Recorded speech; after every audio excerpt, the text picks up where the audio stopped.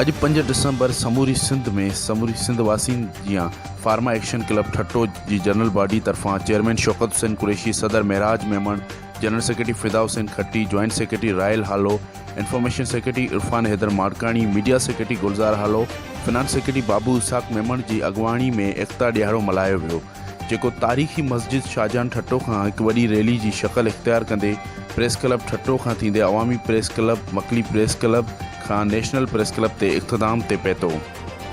Pharma action club तरफ़ां हर press club खे हेलमेट पिणु ॾिना विया।